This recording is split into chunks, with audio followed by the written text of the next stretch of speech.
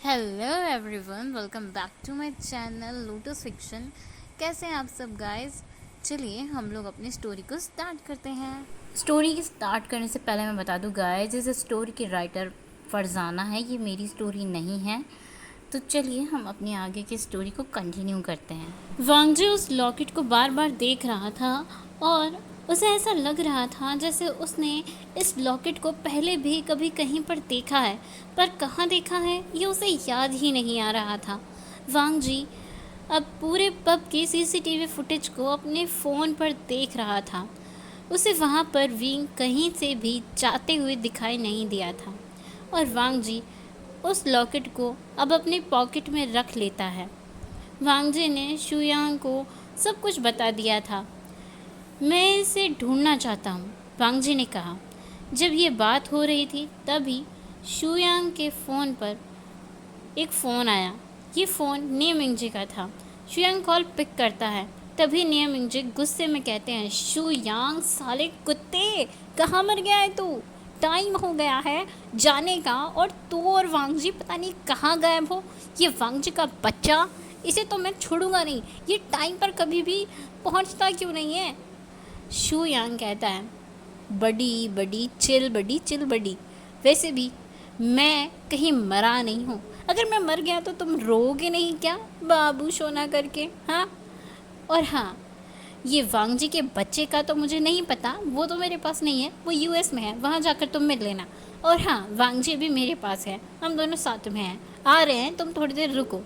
शुयांग ये बोलता है तो मिंगजी कहते हैं, ठीक है जल्दी आओ, देर हो रही है हमें। दोनों कॉल कट कर देते हैं। शू यांग अब वांगजी की तरफ देखता है और उसे बताता है, अरे शिचेंगा और आयाओ गगा वापस आ गए हैं, तो अंकल ने कॉल किया था, इसलिए हम दोनों को वापस जाना पड़ेगा। वांगजी ये सुनकर बहुत खुश हो जाता है और वो कहता है, चलो फिर, यहाँ का काम तो ख़त्म हो गया है और दूसरा काम वो तो मैं वहाँ से भी कर लूँगा। शुयांग हंसता है और बोलता है, वो वेंचाओ अभी यमलोक में होगा और पक्का यमराज के दूत उसे तेल में तल रहे होंगे और उसका वो लोग नाश्ता भी कर रहे होंगे अभी तक। तो वो हंस रहा था। शुयांग सोच रहा था, वांगजी ने आखिर वेंचाओ को मारा तो मारा कैसे? वो अपने रूम से बाहर नहीं गया, जहाँ खड़े थे वहाँ से हिले भी नहीं, फिर भी वो मर गया और सबूत सारे साफ। ऐसा क्या किया वांगजी ने? शुयांग वांगजी की तरफ देखता है, जो एक क्रीपी सी स्माइल दे रहा था। फिर हमें एक छोटा सा फ्लैशबैक दिखाया जाता है वांगजी का। वांगजी ने वेन चाओ के रूम के लॉक पर एक छोटा सा गन फिक्स करवा दिया था, जिसमें 26 बुलेट्स थी, वो भी छोटी छोटी, इतनी छोटी बुलेट्स कि वो दिखाई भी ना दे। और वो सारी बुलेट्स मोम से बनी हुई थी। एक ख़ास तरह की बुलेट थी जो बनवाई गई थी स्पेशली वेंचाओ को मारने के लिए। जैसे ही वेंचाओ अपने रूम का डोर ओपन करता है, उसने अपने रूम के साथ साथ अपने लिए हेल के डोर भी ओपन कर लिए थे। वेंचाओ के डोर ओपन करते ही उस गन का ट्रिगर जो उस लॉक में ही फिक्स था वो ओपन हो गया था और उस गन से बुलेट्स निकलकर वेंचाओ के पूरे बॉडी में घुस गई थी। वो मॉम की बुलेट्स वेंचाओ पर इतनी ज़्यादा प्रेशर के साथ लगी थी कि उसकी बॉडी के अंदर धंस गई थी। इतनी सारी बुलेट्स जिनके अंदर छोटे छोटे लोहे से बने हुए छर्रे रखे हुए थे, जो गन की बुलेट्स में होते हैं गाइस। मुझे भी नहीं पता ये क्या होते हैं ठीक से, आप लोग सर्च करके देख लेना। वेंचाओ की बॉडी में वो घुस गए थे और वेंचाओ वहीं ऑन द स्पॉट डेड हो गया था। मॉम की बुलेट्स वेंचाओ के ब्लड के साथ साथ पिघल रही थी, क्योंकि मॉम जो है वो गर्म चीज़ के पास रखने पर पिघल जाती है। तो वेंचाओ के बॉडी में उस वक्त ब्लड गर्म था और ब्लड की गर्मी की वजह से वो मॉम के बुलेट्स पूरी तरह से पिघल गई थी और वो छोटे छोटे छर्रे वो उसके ब्लड सेल्स के साथ मिल गए थे। इस तरीके से वेंचाओ का वांगजी ने मर्डर प्लान किया था और पोस्टमार्टम में शायद डॉक्टर्स को कुछ भी पता नहीं चलेगा। वांगजी एक माफिया किंग है, सो ऑफ कोर्स गाइस वो कुछ भी प्लान करेगा तो ऐसे ही तो प्लान नहीं करेगा, उसने सब कुछ बहुत पहले से प्रिपेयर करके रखा हुआ था। अभी शुयांग वांगजी से पूछ रहा था, यार बता भी देना तूने क्या किया उसके साथ, मुझे सच में उसके बारे में जानना है। वांग जी कहता है कुछ भी नहीं किया, और वो एक बड़ी क्रीपी सी स्माइल देता है। शू यांग कहता है पता चला तूने कुछ तो किया है। वैसे वांग जी, उस लॉकेट के बारे में तुम्हें कुछ पता चला? तो वांग जी फिर से उस लॉकेट को निकाल कर अपने हाथ में लेता है और उसे देखने लगता है। वांग जी कहता है नहीं, अभी इतना पता नहीं चला है मुझे, बस जो पहले पता चला था वही पता चला है। शुयांग कहता है अभी तो हम लोग वापस चलते हैं, और जिसके बारे में तुम बात कर रहे हो उसका तो पता लगाना पड़ेगा। वो वेन चाओ के साथ मिला हुआ था या फिर उसके साथ ही कुछ गलत हो गया, और वो गलत तुमने कर दिया शायद।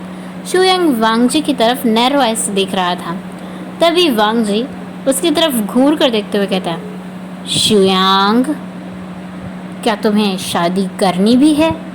जैसे ही वो ये कहता है शुयांग का मुंह बंद हो जाता है, क्योंकि ऑफकोर्स उसे अपने लवर से बहुत ज़्यादा प्यार था और उसे शादी भी करनी थी।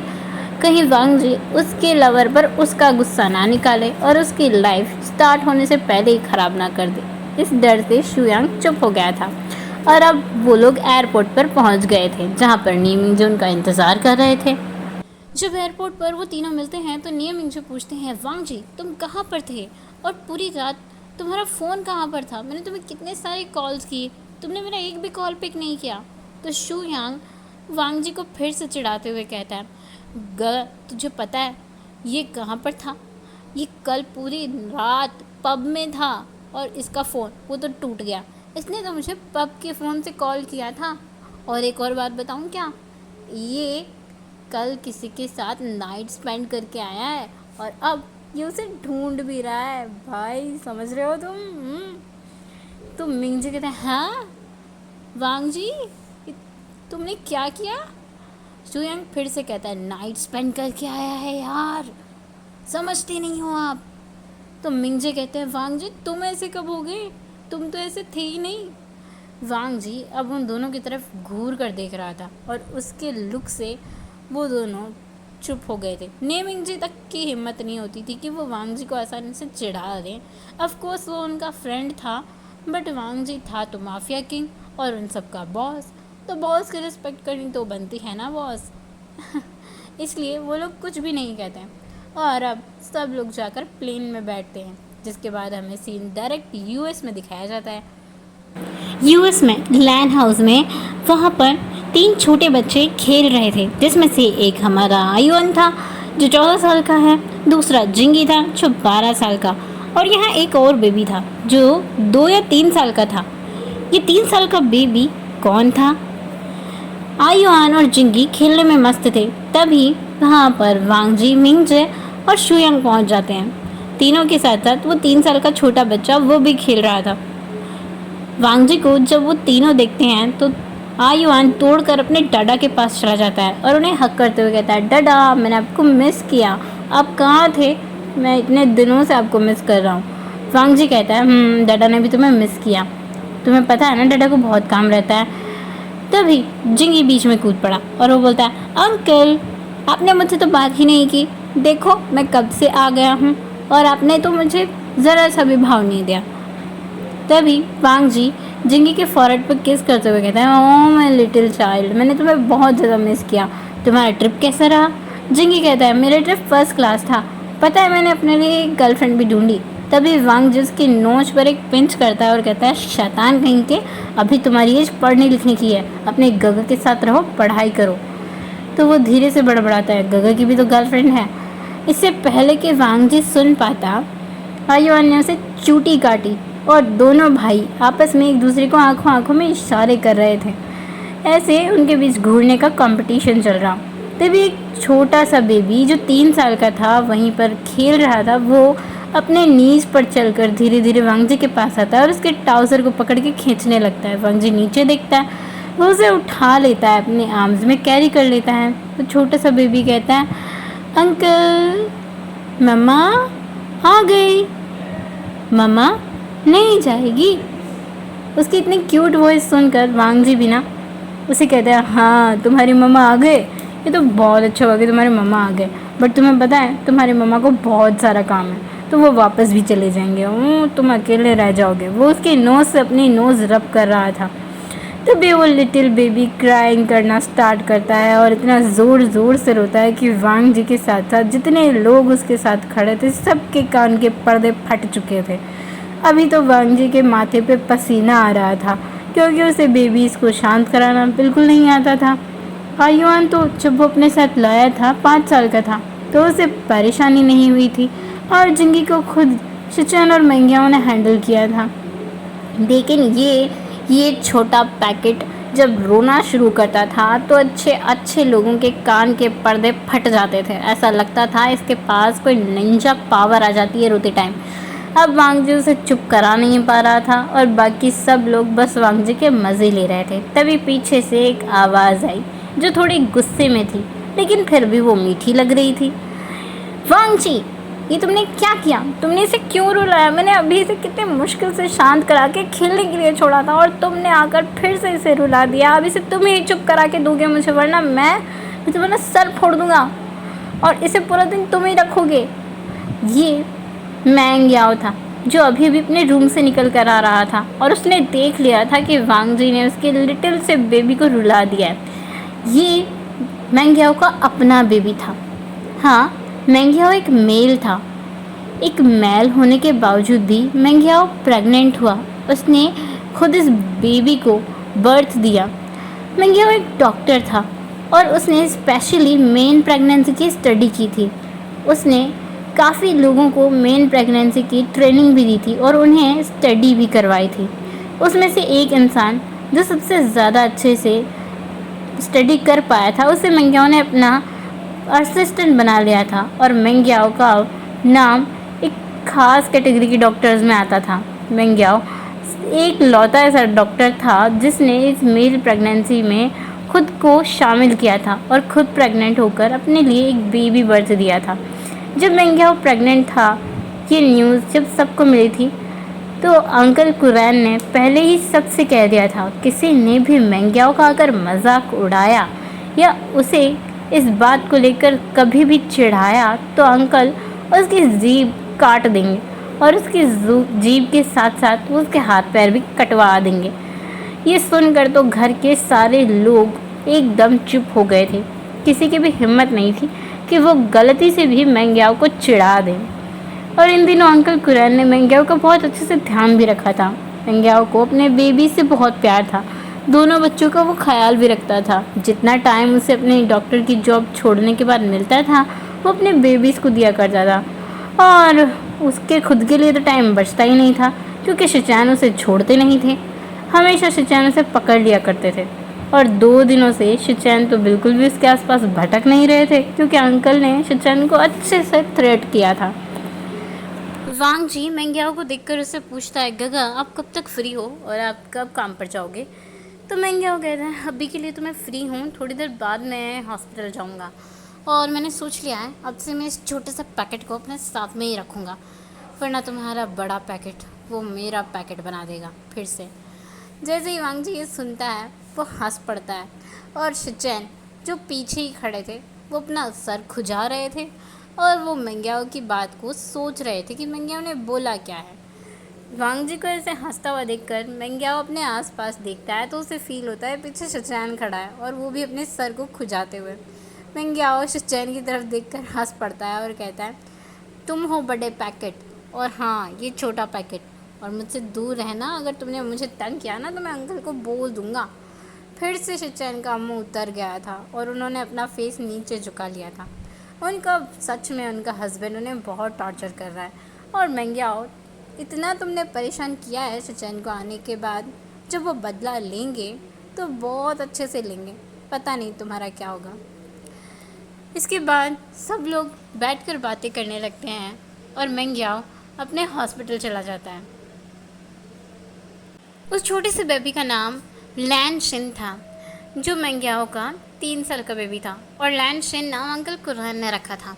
अब ये किसी को भी नहीं पता कि उन्होंने ये नाम क्यों रखा, बट अब से हम उस छोटे बेबी को लैन शिन बुलाएंगे। यहाँ लैन फैमिली तो अपना काफ़ी अच्छा टाइम स्पेंड कर रही थी, सब लोग खुश थे, बातें कर रहे थे। लेकिन दूसरी तरफ बीजिंग में वहाँ हमारा सेकंड मैन लीड वी उसकी लाइफ में बहुत ज़्यादा ट्रबल स्टार्ट होने वाले थे। विंग को नहीं पता था अब से उसकी लाइफ दुगनी परेशानियों से भरने वाली है। विंग अपने रूम में सो रहा था। सुबह के 7-8 बज रहे थे और मैडम यू नीचे चिल्ला रही थी।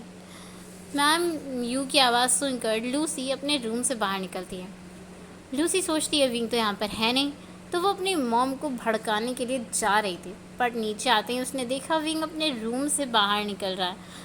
और वो मैडम यू से पूछता है क्या चाहिए आपको आंट। तो मैडम यू कहती है विंग कॉफ़ी बनाओ, मेरा सर बहुत दर्द कर रहा है, मैं रात को बहुत देर तक नहीं सोई हूँ। तो विंग हाँ में सिर हिलाकर वहाँ से चला जाता है और लूसी उसका मुंह उतर जाता है। वो अपने रूम में जाकर उन लोगों को फ़ोन लगाती है जिसे उसने पैसे दिए थे विंग के साथ गलत करने के लिए। वो लोग कहते हैं मैडम आपने जिस रूम में हमें बोला था वो रूम खाली था, उसमें कोई नहीं था। हम लोगों ने बहुत वेट भी किया और आसपास में ढूंढने की कोशिश भी की, फिर हमें कुछ भी नहीं मिला, इसलिए हम लोग वापस आ गए। लूसी बुरी तरह से अपने फ़ोन को फर्श पर फेंक देती है क्योंकि उसके पैसे भी गए और विंग को भी कुछ नहीं हुआ। उसका प्लान तो बुरी तरह से तहस नहस हो गया। लूसी मुंह बनाते हुए सोचती है इस विंग का कुछ तो करना पड़ेगा। वैसे भी ये हैवी ड्रिंकर है, शायद इसे ड्रग का नशा चढ़ा ही ना हो और ये उसी की थोड़ी देर बाद वापस आ गया होगा। कोई बात नहीं विंग, इस बार तो बच गए, लेकिन अगली बार तुम बचो ना, इसकी मैं पूरी कोशिश करूँगी और तुम्हें तो मैं सबक सिखा के रहूँगी। यहाँ पर ऐसे ही टाइम बीतता रहता है। इन दिनों विंग की तबीयत थोड़ी थोड़ी ख़राब हो रही थी। विंग के मूड स्विंग्स हो रहे थे। विंग कभी कभी वॉमिट भी कर रहा था। अचानक से कभी उसे विंग के साथ 10-15 दिन से ऐसा ही हो रहा था। और अभी जियांग मेंशन में कुछ गेस्ट आए हुए थे। विंग काम कर रहा था और दूसरी तरफ किसी की शादी हो रही थी।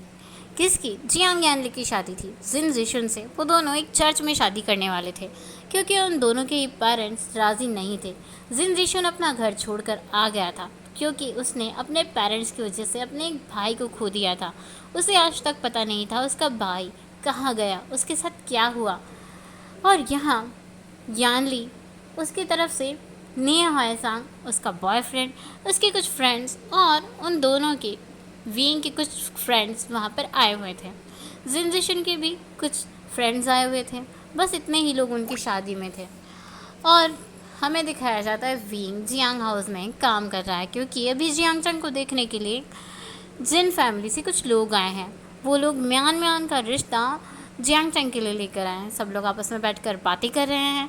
तभी मैडम यू उठकर विंग पर चिल्लाना शुरू करती है, विंग कहाँ मर गए तुम।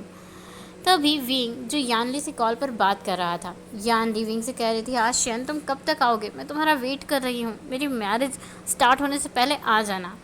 पर यानली फ़ोन पर अपनी मॉम के चीखने की आवाज़ सुन लेती है और विंग जल्दीबाजी में फ़ोन कट कर देता है। मैडम यू विंग को डांटते हुए कहती है सारे गेस्ट आए हुए हैं और तुम यहाँ क्या कर रहे हो, जाओ जल्दी से नाश्ता और चाय लेकर आओ। विंग हाँ में सर हिलाकर चला जाता है और उन लोगों के लिए चाय नाश्ता लेकर आता है। मगर मैडम क्यों, उन्हें तो अपना गुस्सा दिखाना था। वो विंग के ऊपर फिर से चिल्लाती हैं, बदतमीज़ कहीं के, बिल्कुल भी तमीज़ नहीं है, इतने देर इतने काम पड़े हैं और तुम न जाने कहाँ पर मरे हुए हो। वो विंग को 2 थप्पड़ भी लगा देती है। उनके हाथों की 5 उंगलियाँ विंग के फेस पर छप गई थी और ये सब जिन फैमिली बैठकर देख रही थी। वहाँ पर एक और पर्सन था जो ये सब देख रहा था और ये सब देखकर उसका खून खौल रहा था। उसने अपने दोनों हाथों की मुट्ठियाँ कस ली थी इतना टाइट से कि उसकी फिंगर्स उसकी अपनी हथेली में गड़ गई थी। उसकी हथेली में खून जमा हो रहा था और उसका गुस्सा पूरी तरह से 7वें आसमान पर चढ़ा हुआ था। ये एक बॉडीगार्ड था जो जिन फैमिली के साथ आया था। वहाँ पर 5-6 बॉडीगार्ड जिन फैमिली के साथ खड़े हुए थे। उस बॉडीगार्ड को कोई भी नहीं जानता था। विंग भी उसे नहीं पहचानता था। विंग उसे पहचानेगा भी कैसे, इतने सारे लोगों में। सब लोग बस तमाशा देख रहे थे, लेकिन म्यान उसे बहुत गुस्सा आ रहा था। जियांग चेंग वो बस बैठा हुआ था, उसे तो विंग से कोई मतलब ही नहीं था। म्यान को बहुत ज़्यादा गुस्सा आता है और वो उठकर खड़े होते हुए कहती है, मैं बिल्कुल भी इस घर में शादी नहीं करना चाहती हूँ, मुझे ये बिल्कुल भी पसंद नहीं आया। और म्यान वहाँ से चली जाती हैं। उसके पेरेंट्स और जिन फैमिली उसके पीछे पीछे दौड़ने लगती हैं और यहाँ मैडम यू मुंह तकती रह जाती हैं। उन्हें विंग के ऊपर गुस्सा आ रहा था। म्यान अपने पेरेंट्स से बाहर आते हुए कहती है वो कितनी बदतमीज़ फैमिली है, किसी पर्सन को इस तरीके से थप्पड़ मारी है बिना उसकी गलती के। वो उनका अपना सन नहीं है तो क्या हुआ, पर उनकी फैमिली का तो हिस्सा है। और वो लड़का वो ऐसे कैसे देख सकता है, उसने अपने भाई के लिए कोई स्टैंड भी नहीं लिया। मैं ऐसे घर में बिल्कुल भी शादी नहीं करूँगी। आप लोग अगर मुझे परेशान करेंगे तो मैं गग के पास चली जाऊँगी। म्यान म्यान अपने भाई जिन जिशुन की बात कर रही थी और उसकी धमकी सुन के उसके पेरेंट्स डर गए थे, क्योंकि पहले ही उनका एक बेटा घर छोड़ के जा चुका है और जिन जिशुन भी घर छोड़ चुका है। अब अगर म्यान म्यान भी घर छोड़ देगी तो वो लोग क्या ही करेंगे, इसलिए वो लोग चुप हो जाते हैं। वो बॉडीगार्ड जिन फैमिली को जाने के लिए कहता है और उनसे कहता है मैडम मुझे कुछ काम है तो मैं थोड़ी देर यहीं रुकता हूँ। जिन फैमिली भी उसे रुकने की परमिशन देती है। वो बॉडीगार्ड एक कॉर्नर में जाकर आयुआन को फ़ोन लगाता है। यस, ये आयुआन का बॉडीगार्ड था जिसे आयुआन यहाँ विंग के प्रोटेक्शन के लिए छोड़ कर गया था। वो बॉडीगार्ड आयुआन को कॉल करके सब कुछ बता देता है और आयुआन गुस्से में आग बबूला होते हुए कहता है वहीं रुको, मैं आ रहा हूँ अभी इसी टाइम पर।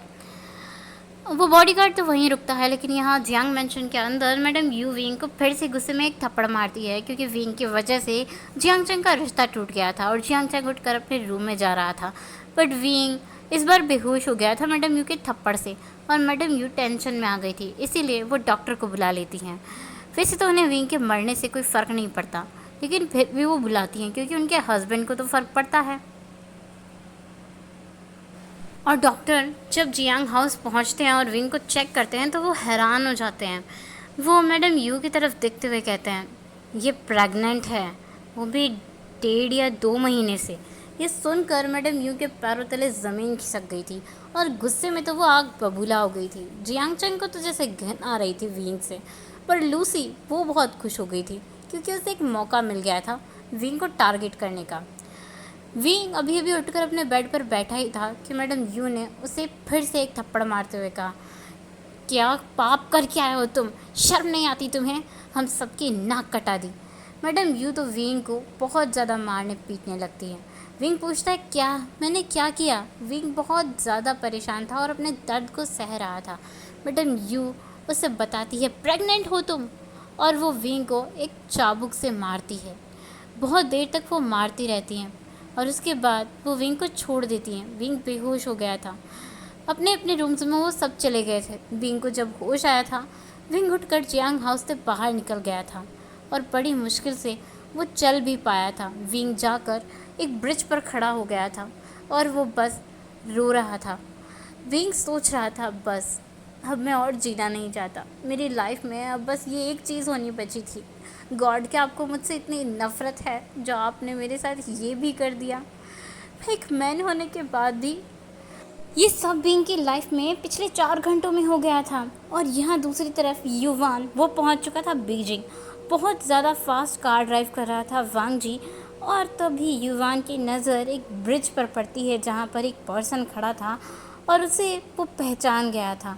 ये उसके वी गग थे जो उसकी ममा बनने वाले थे। उनकी पूरी शर्ट ब्लड से कवर थी और वो बहुत बुरी तरह से थके हुए लग रहे थे। वहाँ युवान ज़ोर से चिल्लाता है मॉम। वांग जी ये सुनकर गार्ड को बहुत ही ज़ोर से ब्रेक लगाता है और वो विंग की तरफ देखता है। वांग जी भी विंग को पहचान गया था।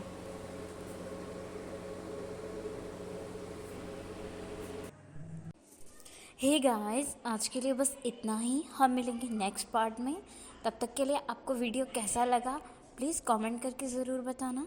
Thank you for watching. Bye bye.